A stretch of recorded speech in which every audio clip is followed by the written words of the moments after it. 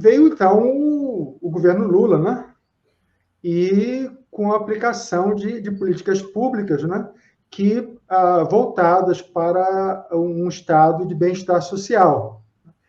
E também o primeiro governo da presidente Dilma, né? E aí a reação dos institutos, né, que já haviam fechado vários, né, foi de reabrir, né, não sei, e novos, inclusive, né, não ligados à Atlas, né? Tem muitos institutos no Brasil neoliberais que não têm uma vinculação direta não são parceiros diretos da Atlas, podem até receber apoio, mas não são considerados dentro desses 12, né, parceiros. Né? Aí, nesse caso, né, o que você poderia dizer sobre esses 12, não, 16? 16, uhum. 16, né, perdão. Né? O que você poderia falar sobre esses 16 institutos liberais que são atualmente associados à Atlas, né? Se você tiver também alguma informação sobre outros que não sejam ligados à Atlas, se você dispuser de alguma informação e puder falar também, né, apresentar. Sim. Se puder, aproveitando, Rubem, em primeiro lugar, é uma pergunta muito importante, assim, a gente conseguir situar, mapear o que representa esses institutos liberais. Inclusive, se puder subir uma apresentação que eu preparei para minha fala, onde consta algumas informações... Tá, vou fazer também e aproveitar, desculpe, vou botar essa incluir, e se você puder também, né, emendar a pergunta na questão falar sobre o Fórum da Liberdade, não é isso? Perfeito. Que é esse evento que ocorre anualmente, acredito, já há vários anos. Há muito tempo, exato. Com certeza. Tá certo. Então, eu acho que foi, Léo. Eu acho que eu consigo já mexer aqui na minha apresentação. Tá Quando certo. a gente olha para... Esse é um ponto-chave, né, Rubem? Esse ponto de virada, assim, essa contraofensiva neoliberal. Só para ter ideia, antes da chegada do Partido dos Trabalhadores ao governo, eram apenas 3 institutos parceiros da Atlas no Brasil. Após o período do Partido do Trabalhador no governo, eram 10, e atualmente são 16, como você comentou, e espalhados em 7 estados brasileiros. E aí, aqui, como vocês podem observar a partir dessa imagem, a gente tem os exemplos, então. São institutos que se encontram em estados como Rio Grande do Sul, é o caso do Instituto Liberdade, o Instituto de Estudos Empresariais, o Instituto Atlantis. Em Minas Gerais, exemplo do Instituto de Formação de Líderes. Também tem institutos vinculados que se encontram em São Paulo, no Rio de Janeiro. Um dos principais exemplos de instituto que se encontra no Rio de Janeiro é o Instituto Milênio, no qual o Paulo Guedes consta como um de seus fundadores. Em Espírito Santo, a gente tem o Líderes pela Manhã. A gente tem outros exemplos ali. O mais recente criado, Rubem, foi em Curitiba, o Livres para Escolher, com uma relação muito mais direta com a pauta da educação. E aí é importante sempre a gente olhar, em primeiro lugar, entender quais são as formas de atuação desses institutos e a relação direta com a Atlas. No ano de 2020, eu tive acesso a esse dado, que foi a Atlas destinou um total de 190 mil dólares para esses institutos parceiros, distribuídos a partir desses projetos, dessas áreas, desses programas. Mas tomar sempre... e aí eu queria até comentar, Rubem, o cuidado que a gente precisa ter quando a gente olha para esses institutos liberais, para não tratar eles enquanto homogêneos. Na verdade, esses institutos, eles acabam, por mais que eles tenham relações muito próximas, algum deles, eles acabam divergindo em termos de escopo de atuação. Alguns desses institutos vão apresentar uma proximidade maior, outros vão ter um alcance maior na política, na academia, ou até mesmo em veículos tradicionais de notícia. E alguns institutos têm uma atuação mais no âmbito nacional e outros uma atuação mais localizada, mais regional. Em termos daqueles institutos com atuação mais focalizada no âmbito empresarial, é um dos principais exemplos do caso do Instituto de Estudos Empresariais do Rio Grande do Sul. Ele vai influenciar a criação dos institutos de formação de líderes, ele funcionou como um modelo, um exemplo daquilo que esses institutos se tornariam. O Instituto Líderes do Amanhã, também do Espírito Santo, acabou tendo grande influência do Instituto de Estudos Empresariais. E aí vão ter institutos mais relacionados com o meio acadêmico, a circulação de ideias a partir da publicação de artigos em veículos tradicionais de notícia. E aí alguns principais exemplos é o Instituto Liberal do Rio de Janeiro, o Instituto Milênio e o Instituto Mises Brasil. Inclusive, eles vão ter ali as suas categorias de indivíduos enquanto especialistas, convidados, articulistas. Muitas vezes esses institutos são publicados no Instituto Liberal, no qual eles fazem parte, as pessoas vinculadas ao Instituto, e posteriormente republicado em veículos de notícia. Ou o contrário, publicado em um veículo de notícia e depois republicado em diversos institutos que fazem parte da rede Atlas no Brasil. Vão ter aqueles institutos vinculados a uma ideia, a bandeira, eles levantam essa bandeira de representarem a nova política. Então, muito relacionados àqueles institutos com uma atuação muito expressiva no contexto de impeachment da presidenta Dilma Rousseff, naquele contexto do golpe. É o caso dos Estudantes pela Liberdade, que tem uma relação muito próxima com o Movimento Brasil Livre, e é o caso do Livres. O Livres ele tem uma relação direta com o Partido Novo. Inclusive, durante muito tempo, eu não me recordo se ele ainda mantém essa categoria de pessoas lá dentro do seu instituto, que é a Bancada da Liberdade. A Bancada da Liberdade são todas as pessoas vinculadas ao Livre que exercem algum cargo, enquanto deputado estadual, deputado federal, enfim. Aqueles institutos também vão ter aqueles institutos mais relacionados com o âmbito educacional, como eu havia comentado, o Livres para Escolher é um exemplo. Instituto com atuação mais regional, os institutos de formação de líderes, o Instituto Liberal de São Paulo, e institutos com atuação no âmbito nacional. E um dos principais exemplos de um instituto com atuação no âmbito nacional é o Estudantes pela Liberdade. Porque o Estudantes pela Liberdade, Rubem, ele vai contar com coordenadores nacionais, regionais, municipais, inclusive vai contar com muitos dos seus membros atuando lá no Students for Liberty dos Estados Unidos.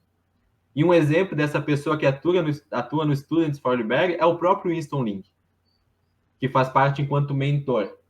Então, é muito importante a gente tentar situar esses institutos liberais. Em termos de mecanismos de atuação, alguns institutos iniciam ali, principalmente os que iniciaram na década de 80, atuam muito através da tradução de livros, de clássicos do pensamento liberal, organização de colóquios, seminários. Como eu havia comentado, aqueles com uma atuação mais direta em relação à mídia. Vão ter institutos com projetos mais vinculados e relacionados à universidade, ao público jovem. E esse é um ponto em comum. E aí eu cito alguns exemplos, né? O Instituto Milênio do Rio de Janeiro, que ele tem o projeto denominado E-Mil na Sala de Aula.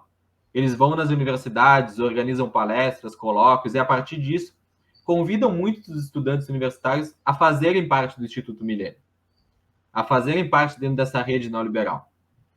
Outro exemplo é uma iniciativa que o Instituto Liberal de São Paulo, ele criou, que consiste na publicação de histórias em quadrinhos acerca de autores liberais. Então, esses são dois exemplos assim bastante interessantes, Rubem, para a gente entender o crescimento, a crescente influência desses institutos, dessas organizações em termos do público mais jovem, das universidades.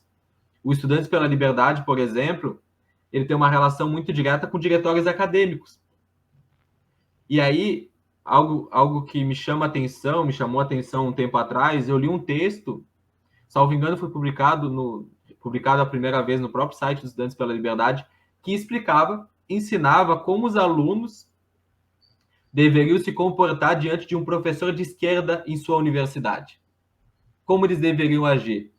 Então, ver a que ponto chega aquilo que é circulado, aquilo que é escrito no âmbito desses institutos. E esse é um exemplo bem interessante.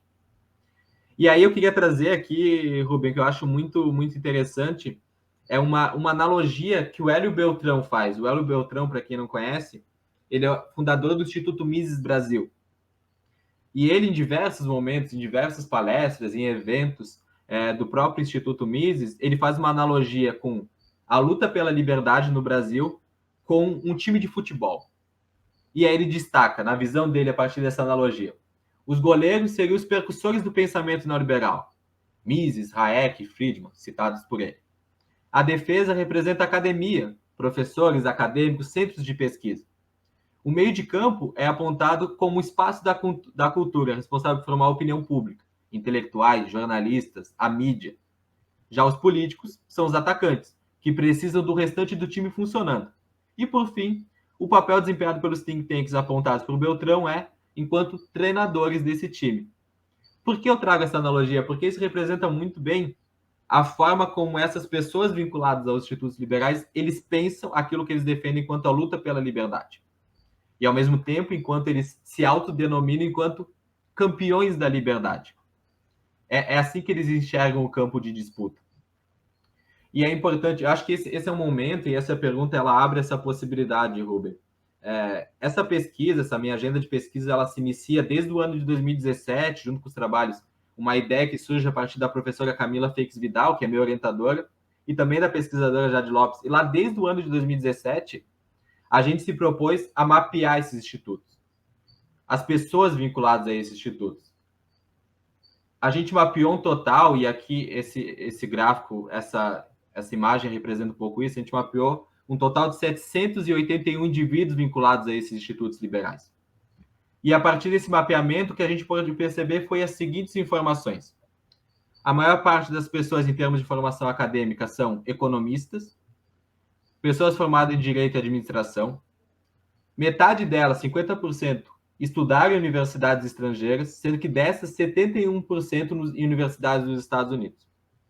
Em termos de atuação profissional, esse gráfico representa um pouco sobre o perfil profissional dessas pessoas, dessas 781 pessoas analisadas ali desde 2017. A maior parte delas são empresários executivos, que acabam representando essa principal camada financiadora dos institutos. Seguido ali, porque eu entendo como uma camada intelectual, professores, economistas, mas também advogados, jornalistas, colunistas. E a partir dessa aliança entre o empresariado, a academia, a mídia e o âmbito jurídico, que a gente consegue evidenciar a materialização do neoliberalismo no Brasil. E, além disso, os institutos liberais acabam funcionando enquanto promotores de seus membros no âmbito político. E aí se tem inúmeros exemplos. Eu trago algum deles. É o caso do Antônio Claret Júnior, atualmente diretor-geral da Agência Reguladora de Água e Esgoto de Minas Gerais. E ele, inclusive, foi sondado para o lugar do Ricardo Salles enquanto ministro do Meio Ambiente. Outros exemplos é Ricardo Gomes, atual vice-prefeito da cidade de Porto Alegre, e Rodrigo Saraiva Marinho, que é diretor legislativo na Câmara dos Deputados, vinculado ao Partido Novo. Além disso, a maior parte desses indivíduos apresenta vínculos com o movimento liberal, diversos vínculos com redes liberais, outros institutos liberais, ou escolas de tradição liberal.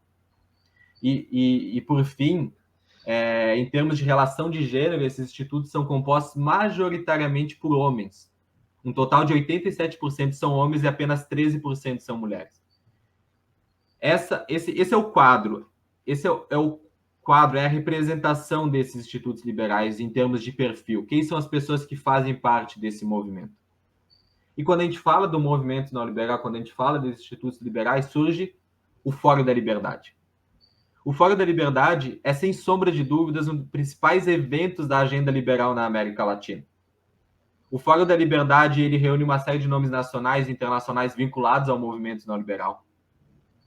Ao mesmo tempo, ele funciona enquanto um veículo para a divulgação de certos candidatos, sendo sua maioria vinculados à ideologia neoliberal, tendo uma inflexão em 89, quando Lula e o Brizola participam do Fórum da Liberdade. E o Fórum da Liberdade é organizado desde 88 pelo Instituto de Estudos Empresariais, então já vai um bom tempo de organização.